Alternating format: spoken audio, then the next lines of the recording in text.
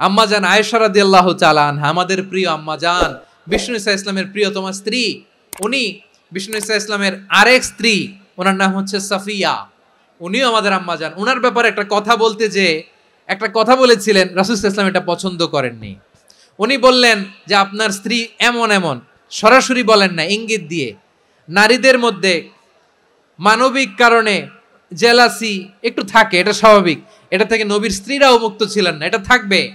তো তিনি বলেছিলেন যে আপনার অমুক স্ত্রী কাদা ওয়া কাদা, সফিয়া তো এমন এমন, তাআনি কসীরা, এটা দিয়ে বুঝিয়েছিলেন একটু খাটো, একটু স্থূলাকৃতির, একটু মোটা ছিলেন, উনি খাটো ছিলেন। ইঙ্গিত করে যখন রাসূল সাল্লাল্লাহু আলাইহি ওয়াসাল্লামকে এটা বললেন, রাসূল সাল্লাল্লাহু আলাইহি ওয়াসাল্লাম এটা পছন্দ করলেন না। আল্লাহ রাসূল বললেন, আয়েশা তুমি এটা কি বললে? এমন কথা তো তোমার কাছ থেকে আশা করি নাই, তুমি আমার আরেক বিবির ব্যাপারে এমন কথা বললে। আয়েশা তুমি কি জানো, লাকাদ কুলতি কালিমাতান লাউ মুজিজাত বিমাইল বাহরি লামাজাজাতহু, তুমি এমন একটা কথা মুখ দিয়ে উচ্চারণ করেছো, এই শব্দগুলো যদি সাগরের পানিতে ছেড়ে দেয়া হয়, এই কথার তিক্ততার পঙ্কিলতার কারণে নীল সাগরের পানি মুহূর্তেই কালো হয়ে যাবে।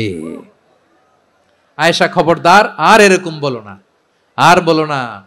রাসূল সাল্লাল্লাহু আলাইহি ওয়াসাল্লাম কখনো বডি শেমিং কে স্পেস দিতেন না, সুযোগ দিতেন না। আল্লাহ নবী সাল্লাল্লাহু আলাইহি ওয়াসাল্লামের এক সাহাবী আব্দুল্লাহ ইবনে মাসউদ রাদিয়াল্লাহু তাআলা আনহু, ওনার পাগুলো ছিল খুব সরু আকৃতির, ক্রিশ বর্ণের, চিকন। উনি আরাক নামে এক গাছের উপরে উঠেছেন, ডাল ভাঙবেন, ডালা ভেঙে কি করবেন, মেসওয়াক করবেন। তো বাতাসের ঝাপটায় ওনার লুঙ্গি একটু সরে গেল, নিচ থেকে লোকেরা ওনার ওই চিকন পা দেখে ফেললো, দেখে সবাই হেসে কুটি কুটি হাসতেছে সবাই। বিষ্ণু সাল্লাল্লাহু আলাইহি ওয়াসাল্লাম বললেন, হাসলা কেন? সব সাহাবারা বলে, ইবনে মাসুদের পা দেখে হাসছি। রাসূল সাল্লাল্লাহু আলাইহি ওয়াসাল্লাম বলেন, আমার আব্দুল্লাহ ইবনে মাসুদের পা দেখে তোমরা এরকম হাসলা, তার আকৃতি নিয়ে তোমরা এরকম করলা, তোমরা কি জানো? ওয়াল্লাযী নাফসি বিয়াদিহি, সেই সত্তার শপথ যার হাতে আমার আত্মা, লাহুমা আসকালু ফিল মিজানি মিন উহুদ, আমার ইবনে মাসুদের পা দুইটা যদি মিজানের পাল্লায় কিয়ামতের দিন উঠিয়ে দেয়া হয়, উহুদ পাহাড়ের চেয়ে বেশি ভারী হয়ে যাবে। খবরদার, কারো আকৃতি নিয়ে ব্যঙ্গ করো না, কারণ আকৃতি সে নিজেরা বানায় নাই, এই আকৃতি দিয়েছে কে? ও ভাই, আমার আকৃতি কেমন হবে এটা ফিক্স করার দায়িত্ব যদি আল্লাহ আমাকে দিত, আমি কি করতাম বলেন তো দেখি, উত্তর দেন। হ্যাঁ, সুন্দর করে নিজেকে সুশোভিত করে, শুভ্র ফর্সা, ড্যাশিং, ফ্যাসিনেটিং, স্মার্ট করে নিজেকে তৈরি করতাম, ঠিক কিনা? কোন নারীকে যদি তার চেহারা, রং, গড়ন, অবয়ব, দেহাবয়ব, আকৃতি, শেপ কেমন হবে এটা ফিক্স করার দায়িত্ব যদি আল্লাহ তাকেই দিয়ে দিতেন, সে নিজেকে সবচেয়ে সুন্দরী, সবচেয়ে রূপবতী করে তৈরি করতো, ঠিক কিনা? তো এটা আল্লাহ তাআলা দেন নাই, এটা পরীক্ষা হিসেবে রেখে দিয়েছেন। আল্লাহ কাউকে ফর্সা বানিয়েছেন, এটা তার জন্য পরীক্ষা। কাউকে আল্লাহ শ্যামবর্ণের বানিয়েছেন, এটা তার জন্য পরীক্ষা। কাউকে আল্লাহ নারী বানিয়েছেন, এটা পরীক্ষা। কাউকে পুরুষ বানিয়েছেন, এটাও পরীক্ষা। চিল্লায় বলেন আল্লাহু আকবার। সে আল্লাহ বললেন, গোলাম আমি হলাম মুসাওয়ির, আকৃতি দানকারী, the fashioner, the shaper, the designer. এজন্য কারো চেহারা নিয়ে আজকে থেকে আমরা আর কোনো বাজে মন্তব্য করব, মনে থাকবে? আমার মায়েরা, বোনেরা, মহিলা প্যান্ডেলে যারা শুনেছেন, আপনারাও আপনার কোনো বোনকে কখনো তার চেহারা নিয়ে, আকৃতি নিয়ে কটু কথা বলতে পারবেন? আল্লাহ আমাদেরকে যাকে যেরকম বানিয়েছে এতেই আমরা হ্যাপি, ঠিক কিনা? অন্যেরটাও বলতে পারবেন না, নিজেরটাও পারবেন না। হায় রে আমি এত কালা কেন, হায় রে আমি এত খাটো কেন, হায় রে আমি এত, এগুলো বলা যাবে? এটা আমাদের একটা বড় আকীদার সাথে কন্ট্রাডিক্ট করে। সেটা হচ্ছে আর রিদা বিল কাদা, বিশ্বাসীরা আল্লাহ যেটা আমাদের জন্য কাদা ফয়সালা করেছেন এটাতেই রাদি থাকে, সন্তুষ্ট থাকে, ঠিক কিনা বলেন? আর যদি আপনি কমপ্লেইন করেন তাহলে আপনার অসন্তোষ আপনি প্রকাশ করলেন। নারী হয়ে আপনি খুশি হবেন, আপনি পুরুষ তো এতেই খুশি হবেন। নিজের শেপ নিয়ে কমপ্লেইন করবেন, অন্যের বডি শেপ নিয়ে আর কোনোদিন বডি শেমিং করবেন? এরপর আল্লাহ বললেন লাহুল আসমাউল হুসনা, 14টা 13টা বলে ফেলছে, আরেকটা। আল্লাহর এরকম অনেক সুন্দর সুন্দর নাম আছে।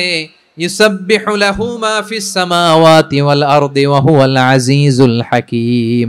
আকাশ জমিনে যা কিছু আছে সব কিছু তাসবিহ পড়ে একজনের, তিনি কে? সাব্বাহা লিল্লাহি মা ফিস সামাওয়াতি ওয়াল আরদি ওয়া হুয়াল আজিজুল হাকীম। আকাশে জমিনে যেখানেই যেটা থাক না তাসবিহ পড়ে কার? জিকির করে কার? কিন্তু এই জিকিরের ভাষা আমরা বুঝি না। আপনারা কি জানেন এই যে মাউন্ট এভারেস্ট, এটাও জিকির করে কার? আমাদের বান্দরবানের যে চিম্বুক পাহাড় জিকির করে কার?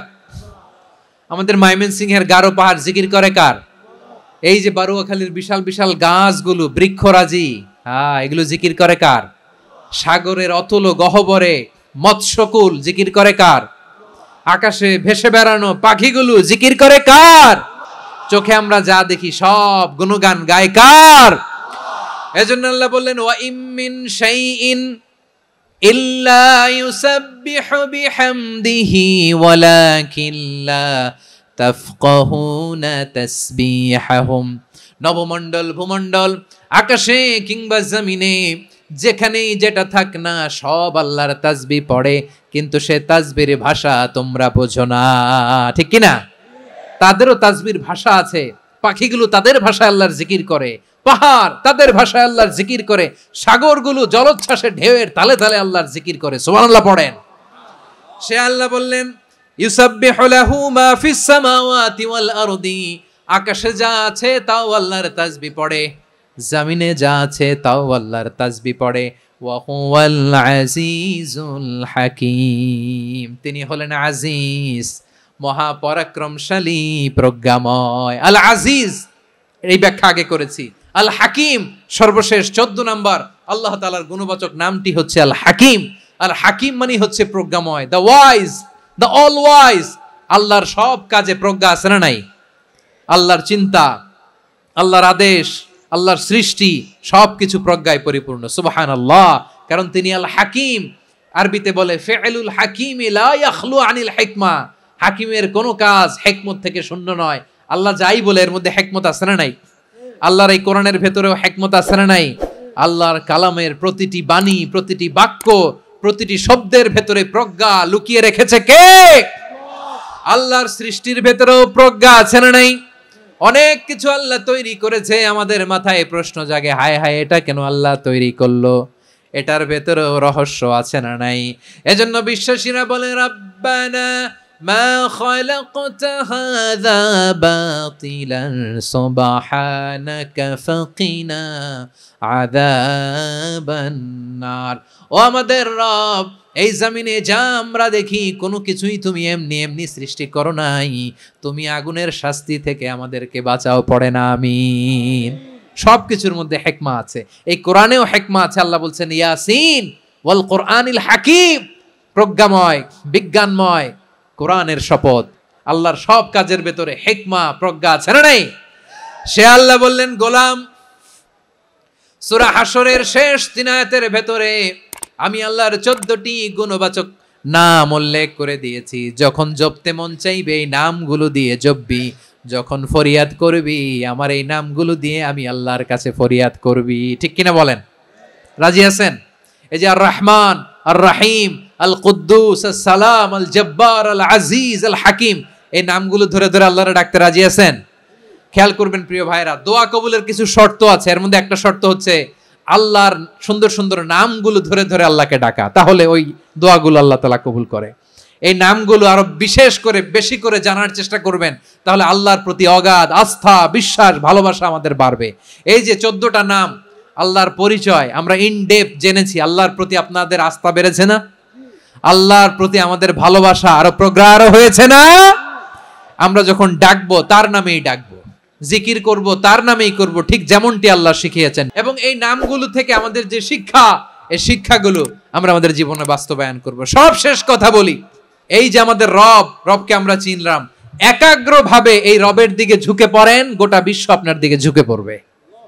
আই রিপিট, আমি আবারও বলছি, আপনার রবের দিকে আপনি একনিষ্ঠভাবে ইখলাসের সাথে ঝুঁকে পড়ুন, তামাম দুনিয়া আপনার দিকে ঝুঁকে পড়বে।